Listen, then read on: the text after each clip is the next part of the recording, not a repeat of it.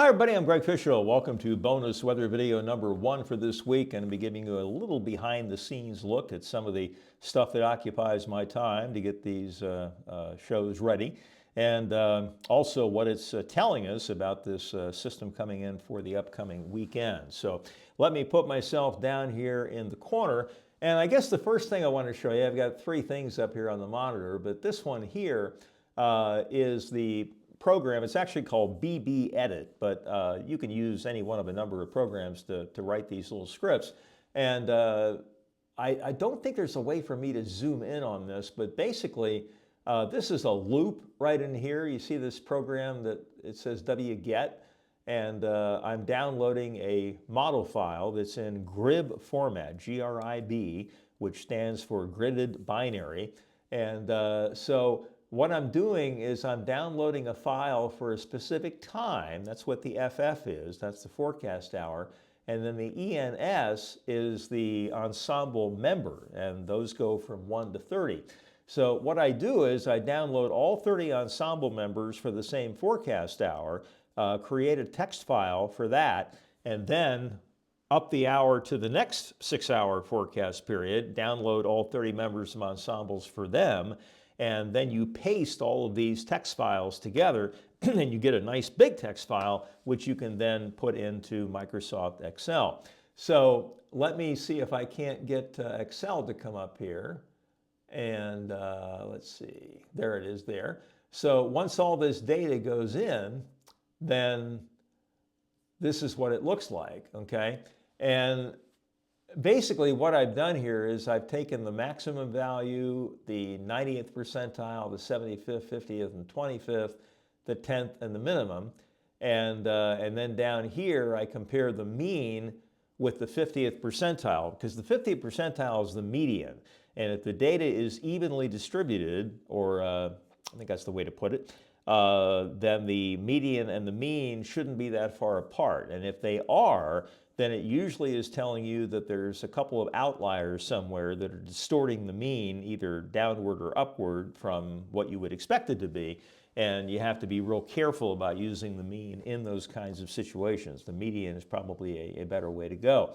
But I've highlighted this area here, 25th to the 75th percentile, and you can see how all 3 were lit up between 7 a.m. and 1 p.m. today, and 2 out of the 3 this afternoon.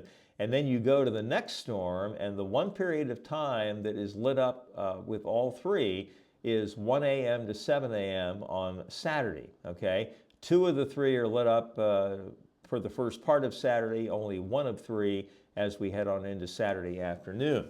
So putting all of this in a format that is a little bit easier for you to appreciate and enjoy, let's see, I need to hit play from current slide, and then we will, there we go, that's exactly what I wanted to do, and we'll make that full screen. Okay, so this is the ensemble probability of precipitation and also the conditional probability of what type that precipitation would be. And so we're looking at 6-hour periods ending at the times you see there at the top of all these columns. So this would be 7 a.m. to 1 p.m. Friday, 1 p.m. to 7 p.m. Friday, 7 p.m. Friday to 1 a.m. Saturday, and so forth. So you can see the probability of precipitation is almost up to 50% by 7 o'clock Friday, and then goes well over that for overnight Friday night / Saturday morning, and even on into Saturday afternoon. Now, I've highlighted in red the dominant precipitation type that is expected from the ensembles, the mean of all the ensembles. And you can see here that the dominant precip type as of 7 p.m. Friday is clearly snow. It's 53%, and it doesn't add up to 100 because the probability of precipitation itself is not even up to 50% yet. But this is definitely the dominant probability. And then look what happens as we head towards Saturday at 1 a.m. Now snow and ice being freezing rain, are tied for the most dominant precip type, with rain only at 13%. And then after 1 a.m., the rain makes a big surge up to 47, the snow drops to 13, the ice drops to 13, and by the time we get to Saturday afternoon at 1 o'clock, The snow has come back up a little bit because it's cooling off aloft at that point, but the rain is still nudging it out at 1 o'clock on Saturday. Now, let's take a look at the vertical temperature profile. And what I've done here is showed you the range of temperatures at all of these different pressure levels. Okay, this is the 25th to the 75th percentile. So everything in blue, the entire range is below freezing. If you see it in red, that means that at least part of the range is above freezing. Okay, so Friday at 1 o'clock, really no problem here at all for snow lovers, okay? A little bit above freezing here near the ground, but as soon as precipitation would start to fall into that dry air, that would all go bye-bye. Then on Friday at 7 o'clock, again, you have just slightly above freezing here as the upper end of the range. Same thing for 975 millibars and also the 2-meter temperature, basically the surface temperature.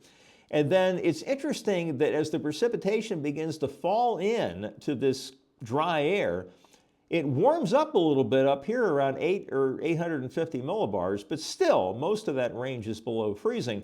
But look what happens down in here. This 29 to 33 goes to 27 to 31, and the 31 to 35 goes to 30 to 32. So you can sort of get the idea here that it may go above freezing up here, and then that air or that precipitation falls into below freezing air down in here, and then all of a sudden you're either sitting with snow or ice, depending on whether or not it gets above freezing up here.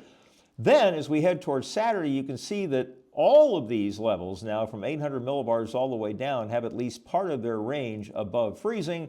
And it starts to get much colder up in here, but here we're talking about like 6 or 7 to 10,000 feet, okay?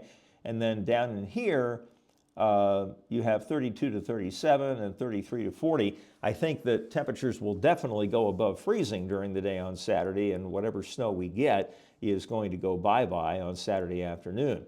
But there is a chance that we could, some areas of the triangle could maybe pick up an inch or two, and there could be some tricky driving with the freezing rain, although I don't see us going well below freezing. I don't see this being like a 27 or a 28 degree event with rain falling. I think we'll probably drop to right around the freezing mark and then just sort of hold there. And usually in that type of situation, in terms of travel, the bridges and the overpasses may have some slick spots. And you might start to see glazing on trees and power lines and that type of thing. But in terms of it being the type of situation where all the roads become a sheet of glass, I think that's highly unlikely with this next thing on Friday into Saturday. So that's just, again, a way that I and many others use to analyze all the possibilities.